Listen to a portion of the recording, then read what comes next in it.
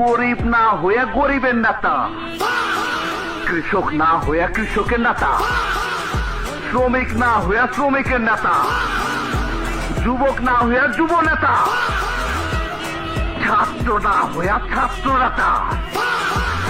উল্টা পাল্টা রাজনীতি শুরু করে দিছ, রাজনীতির ঝালমুড়ি বানা দিছ সোনা বাচ্চা।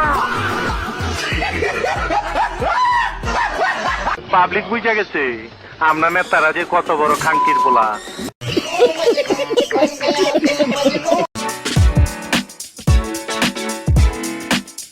কিন্তু মাননীয় স্পিকার, আমাদের একটা তাগাদা ছিল যে এরা সংস্কারের বাহানায় যদি নির্বাচনটা না হতে দেয়, সেই জন্য আমরা সবকিছুতে আপোষ করে জুলাই জাতীয় সনদও স্বাক্ষর করেছি।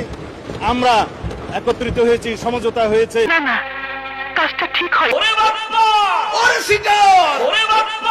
মুনাফিকের সহজ সংজ্ঞা কি জানেন? ভিতরে লালন করে একটা অনুভূতি বা ভাবে একটা, কিন্তু মুখ দিয়ে বলে, তার মানে ভেতরে এক বাইরে আরেক। তার নাম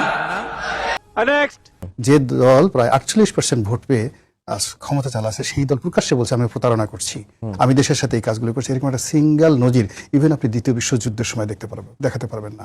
সালাউদ্দিন সাহেব তার নিজের যে এখনকার যে চরিত্রটা, সেটা সে গোপন রেখে তাদের সঙ্গে সে মানে মাইল্ড হওয়ার চেষ্টা করেছে, তাদেরকে বিভ্রান্ত করেছে। তারা সালাউদ্দিন সাহেবকে বিশ্বাস করেছে। রাজনীতি, রাষ্ট্র ক্ষমতা, সিংহাসন কখনো এই বিশ্বাসভঙ্গ এটা অ্যালাউ করে না। কবরের মতো একটা জায়গায় 5 ফিট বা 10 ফিটের জায়গায় ছিলাম, আমি বুঝি সেই ব্যথা।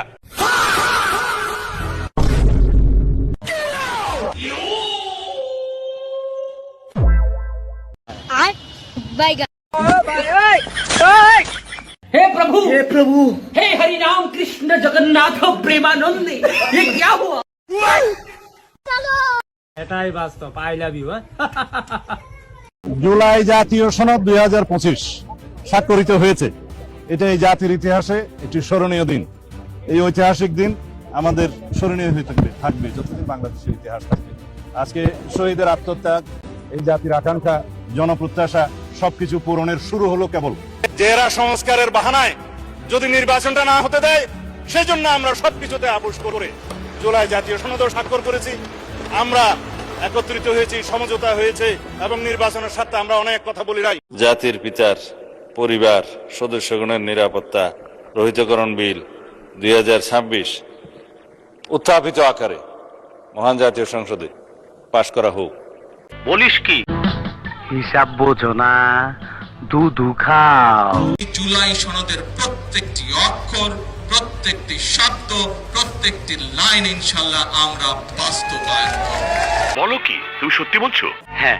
রুকো যারা, সবার করো। সংবিধানের 142 অনুচ্ছেদ অনুসারে সাংবিধানিক যে গণভোট, এই গণভোট সেই গণভোট।